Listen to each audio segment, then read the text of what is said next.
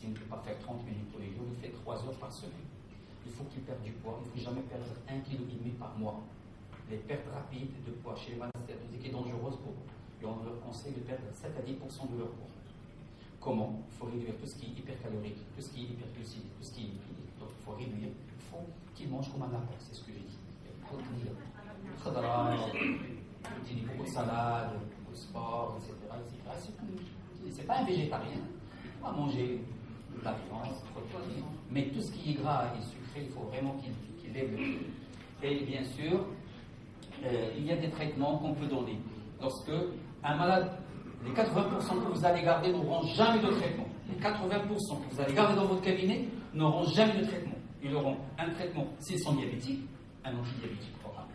Ils auront régime, sport et surveillance de manière régulière, tous les 6 mois de routine et tous les 2 heures pointus. C'est-à-dire on refait l'échographie, on refait un marqueur de fibrose non invasif, un fibroscan ou un fibrotest, pour savoir est-ce que ce malade ne fibrose pas avant. C'est tout. Si maintenant il a une NASH, c'est-à-dire il s'est tout lié, il a une capacité élevée, on a vu que son score de barre est supérieur à 2, on a calculé donc le OMA-test, on a trouvé qu'il est supérieur à 3 à 5 à ce malade, toi, qui est en charge, il sera référé. Il sera référé, qu'est-ce qu'on fera? On fera une biopsie du foie obligatoirement. On ne traite jamais un malade qui a une NASH sans PVF, c'est obligatoire. L'histologie est un préalable au traitement. Pourquoi? Parce qu'ils cherchent d'autres choses. Donc, on leur fera une biopsie obligatoirement pour qualifier la maladie et on lui mettra sous poids, sous pioglitazone ou sous donc, un antidiabétique oral, tel que la metformine, parce qu'on n'a pas la metformine, on leur donne la metformine, et associé ou non à la vitamine E. C'est un traitement qui doit durer minimum 1 an. Il ne faut jamais dépasser 1 an pour la vitamine E. Et on donne généralement 400 mg x 2, puisqu'on n'a pas la forme 400, on donne la 500 x 2. Et on la donne pour 6 mois. Si au bout de 6 mois, les transaminases ne se normalisent pas, on arrête ce traitement. Et on termine 1 an s'il y a une réponse, les transaminases se normalisent. Donc, vitamine E, s'il y a une réponse. Vitamine E, attention, il y a le côté caché de la médaille, c'est que lorsqu'on donne la vitamine en excès, il y a le risque cardiovasculaire qui augmente, qui est déjà augmenté chez eux. C'est pourquoi on dit qu'il ne faut jamais dépasser 1 an, et c'est 400 mg x 2. Et s'il y a une réponse, s'il n'y a pas de réponse, on arrête. Parce qu'on peut être nocif par la vitamine E chez quelqu'un qui a déjà un terrain cardiovasculaire. Pour la metformine, on le donne pour améliorer l'insulinorésistance. Oui, c'est ce qu'on appelle les insulinosensibilisants. La metformine et les 2 meilleurs dans cette indication, ce qu'on appelle les insulinosensibilisants, c'est-à-dire ils vont rendre l'insuline plus sensible, metformine ou pioglitazone. Mais la pioglitazone, il a aussi d'autres problèmes, tendon d'Achille, il y a aussi le risque cardiovasculaire, nous avons rappelé la rosiglitazone, donc il faut vraiment mesurer le pour et le contre. Je termine le premier cas, je vais arrêter là, c'est ça, voilà. Donc je vais passer au deuxième cas. Quelle dose de metformine? C'est 400 x 2. La metformine, c'est la dose qui va équilibrer son diabète, et c'est tout. Comment? Il n'est pas diabétique, vous donnez 500 x 2 et vous voyez, si ça ne s'améliore pas, vous augmentez, commencez par des doses faibles et vous augmentez. L'objectif, c'est d'avoir des transats, de normaliser ces transamines. Et le soir ou le matin? Là, ça sera réfléchi en 2 prises. Donc, je vais aller à la cirrhose rapidement pour terminer avec les hépatites. Je laisse les hépatites en dernier, comme ça on termine sur quelque chose qui vous intéresse. La cirrhose doit aussi vous intéresser parce que vous l'avez demandé. Hein. C'est ce qu'on m'a demandé de faire. Hein. Je ne parle que des cirrhotiques non compliqués. Je ne parle pas de cirrhotiques compliqués. Le cirrhotique compliqué, bien sûr, c'est une prise en charge en milieu spécialisé avec bien sûr une prise en charge assez particulière. Je parle d'un malade, cirrhose, mais cirrhose, comment le savoir, qu'est-ce qu'il faut lui faire si jamais il vient vous voir pour un cancer. 4 limites. Âgée de 60 ans, c'est une femme âgée de 60 ans, 68 ans. Il consulte pour une asthénie. Il est diabétique, hypertendu et hypercholestérolémé sous glucor, 1 comprimé par mois, Ilisor, 1 comprimé par jour, Lopril, 25, 1 comprimé par jour. Son examen est normal et son échographie, il montre ça. Un contour irrégulier, un foie hétérogène avec une grosse hypertrophie du segment 1.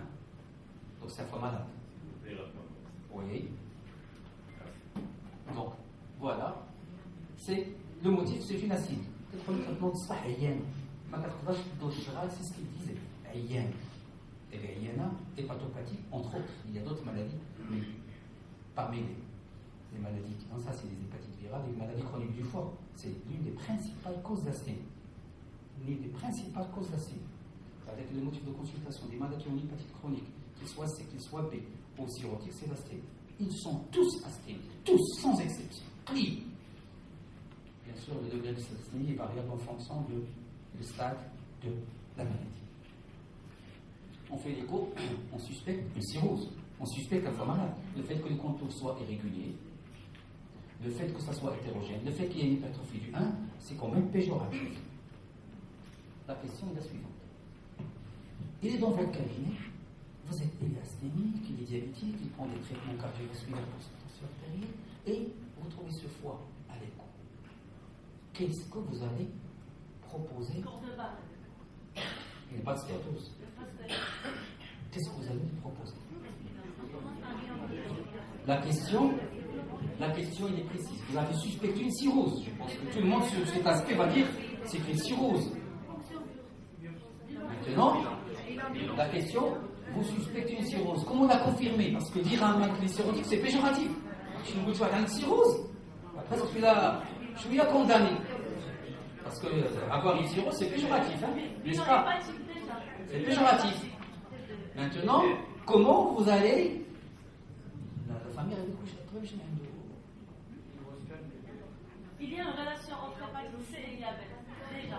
Donc, bien, je passe. Les recommandations, c'est le fibroscanner ou les marqueurs non invasifs. Aujourd'hui, on ne fait plus de biopsie pour confirmer la cirrhose. C'est terminé, c'est fini. L'ère de la biopsie pour diagnostiquer la cirrhose est révolue. Sauf si on veut chercher une comorbidité associée. On a une étiologie qu'on n'a pas trouvée par les autres moyens. Mais le diagnostic de la cirrhose aujourd'hui repose sur les marqueurs non invasifs, essentiellement sur l'élastométrie. L'élastométrie, la sensibilité, spécificité dépasse les 98%, 97%. C'est un excellent moyen lorsqu'on a une hépatite C ou une hépatite B. Lorsqu'on a une hépatite B, c'est à partir de 11 kPa, c'est une cirrhose, avec 98% de vrai. Et si c'est une hépatite C, c'est à partir de 13. Un malade qui vient vous voir, il a une hépatite C, vous faites un constat, vous trouvez 13 kPa, il est cirrhotique. Il a une hépatite B à 11, il est cirrhotique. Donc, et il dit dans ses recommandations qui sont toutes nouvelles, 2015, je suis désolé, je n'ai pas mis la référence, l'élastométrie, c'est-à-dire le fibroscan, est le meilleur moyen non invasif pour faire des de cirrhose. C'est ce qu'on fait aujourd'hui. Il dépasse le fibrotest pour le diagnostic de la cirrhose. Pourquoi? Parce qu'on voit dans le fibroscan. À 7, on a une fibrose minime. À 9, on a une fibrose modérée à sévère. À partir de 12,5, lorsqu'on a une hépatite C, on a une cirrhose. Et au fur et à mesure qu'on augmente en kilopascal, le risque d'hypertension portale apparaît. Donc, un fibroscan à 20, il y a à 98% une hypertension portale. Oui. Le fibroscan maintenant, il nous permet de dire qu'il y a de la cirrhose. Ok, j'ai un dos d'hypertension portale. Et la question, est-ce qu'il faut encore faire des fibroscopies pour trouver des varices? Eh bien, je vais vous dire que maintenant, oui, il y a des maladies qui ont fait plus de fibro pour chercher des varices. Rien que sur 2 éléments, on dira celui-là, on fera une fibroscopie, celui-là, il a des varices. Et c'est pas moi qui le dis. Ça, je passe. Ça, c'est la décompensation, je passe. C'est le bilan biologique. Je suis désolé. On va y arriver. Maintenant, quel bilan biologique fait? Donc, pour confirmer la cirrhose, on fera un fibroscanner. On n'a pas besoin de faire de biopsie. On trouve, selon la pathologie sous-jacente, dès que vous trouvez 13-14 chez tous les malades, 15, c'est les cirrhotiques, quelle que soit la cause. Pour l'hépatite B, le seuil est plus bas. On fait la cirrhose à partir de 11. Mais toutes les autres maladies, c'est à partir de 13, 14, 15.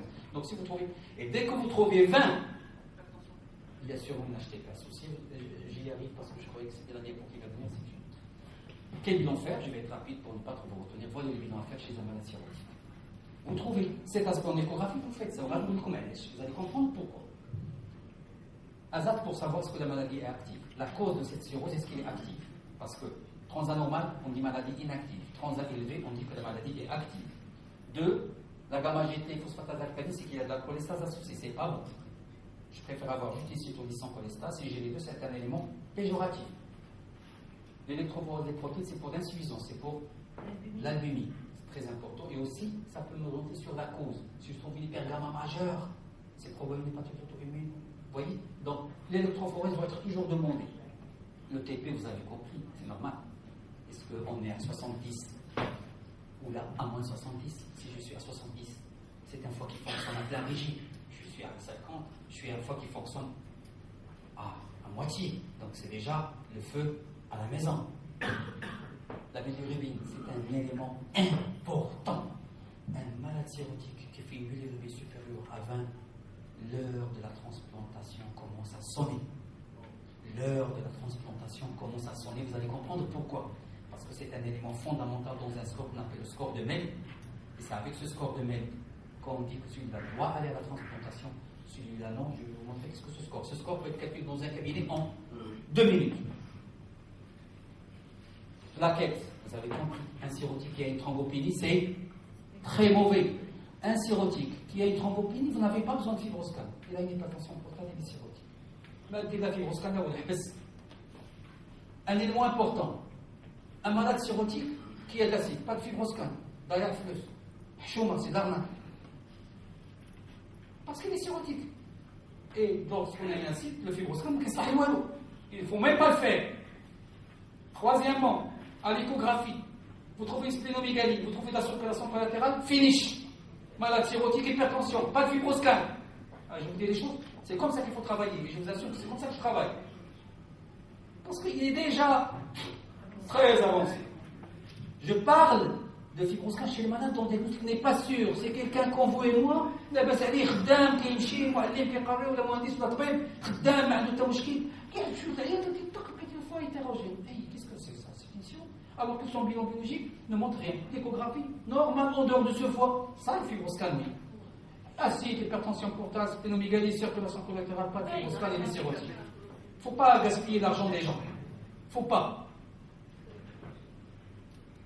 La créatinine, pourquoi? Parce qu'un foie malade, retentit sur le rein, ça s'appelle le syndrome hépato-rénal. Un malade cirrhotique qui augmente sa bilirubine, qui augmente sa créatinine, c'est super mauvais. Ce sont les deux marqueurs les plus mauvais dans le dossier d'un malade cirrhotique. Et vous allez comprendre pourquoi. Parce qu'on va évaluer le pronostic, comment on l'évalue. On va calculer le child. Vous connaissez tous le child. Le child, la bilirubine, la céphalopathe, le TP. Child A, c'est bien compensé, score entre 5 et 6. Child B, score entre 7 et 9. Child C, c'est mauvais. Lorsque nous avons 13-14, c'est très mauvais. Ce sont des malades, c'est comme tu fais. Il faut qu'il aille à une transplantation. Moi, je ne parle dans cet exposé, non, quand vous avez une malade, je ne parle pas de cela, je ne parle que de ces malades. Donc, le score de Child est important pour dire est-ce que donc, un malade qui a réduit l'échographie au cas avec le foie hétérogène, c'est bien de voir sa bilirubine, ça traite rapidement. À vous de le référer. Vous allez le référer avec un dossier bien ficelé. Il doit être référé quelque soit X. Je suppose. Un malade qui a un foie comme ça, hypertrophie du 1, la cirrhose, il est probablement là. Vous allez juste la confirmer par un marqueur immunodasique. Et bien sûr, le malade doit être référé. C'est indiscutable. Vous n'avez pas un malade cirrhotique, c'est une prise en charge assez. Vous allez voir. Mais il y a des choses que le médecin généraliste peut faire énormément. C'est d'abord le diagnostic. C'est l'évaluation du pronostic. Déjà, tu peux avoir une idée sur ce qu'il a. Il y a ce score et il y a celui-là. C'est le score de Mel, c'est quoi? C'est le linéaire de TP. Le TP, quand il est linéaire, généralement, il y a un. Si le linéaire augmente, c'est que le TP est en train de baisser. La créatinine. Et bien sûr, vous allez, où est-ce qu'il est? La bilirubine, il doit quelque part. La bilirubine. Donc, bili, inerte et créatinine, et on ajoute le sodium. On peut l'ajouter, c'est pas obligatoire, il y a ce qu'on appelle la corrigée, mais on peut faire juste les trois. Et si vous avez un score à 40, le malade est mort. Il est mort. C'est le maximum de ce score. C'est pas tel cas. Déjà, tu as un score de mettre à 40. Il faut même pas se.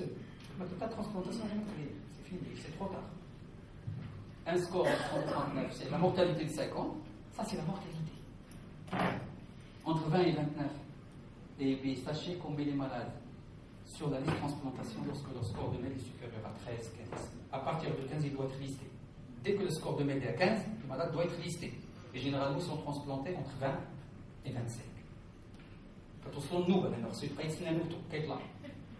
Ah oui, c'est nouba, malheureusement. C'est comme ça. Nouba, ça dépend où vous êtes. Avec un exemple, en Europe, ça part de 6 mois à 2 ans d'attente. Aux États-Unis, ça dépend dans quel état vous êtes. À New York, vous allez attendre énormément. 3 ans, 4 ans. Au Texas, c'est 3 mois. Ça dépend. On en a fait 9 jusqu'à présent. Donc on est en début d'expérience. On a fait 9. Mais on en a fait. Et bien sûr, il faut trouver un donneur. Mais pourquoi tout ça? Non.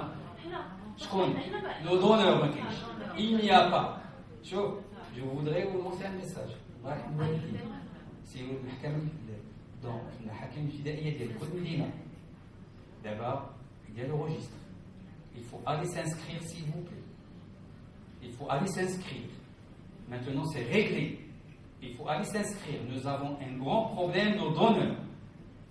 Nous avons des malades, j'en ai perdu ce mois 3 malades sur la liste. Parce qu'il n'y a pas de donneur. La liste, elle n'a. Les malades les malades avec des mails à 19, 20, 22, il y en a. Tous les malades qui ont de l'acide, qui ont du cœur, qui ont de l'insuffisance rénale, donc alors c'est une transplantation. Donc, chacun des on les maintient. Juste il fait une infection, traite, il fait une hémorragie en ligature. شادينه مش ما يموت شادينه ما راه يموت شادينه vraiment كتحارب مع حارب. Ah oui, parce que c'est des gens, c'est comme condamnés. Qu'est-ce qu'ils attendent? Ils attendent des compensations, l'infection, l'hémorragie, le syndrome patorénal. C'est ce qu'ils attendent. Donc ces malades, il faut les lister. Mais pour pouvoir les greffer, nous avons des équipes pour les greffer aujourd'hui. À Rabat, l'équipe de Rabat greffe à 100%, l'équipe marocaine à 100%. Le réanimateur, le chirurgien, on n'appelle personne. On greffe nous-mêmes. Mais où est-ce qu'ils sont les donneurs? Neige. Les gens meurent, j'en ai perdu 3 semaines. Il faut sensibiliser la population. C'est le rôle de Kouchi. Quelles sont les explorations qu'il faut faire? Je vais aller très vite. Pour terminer à 1h30. Eh bien, l'échographie est obligatoire. Je pense que tout le monde est d'accord. Pourquoi l'échographie?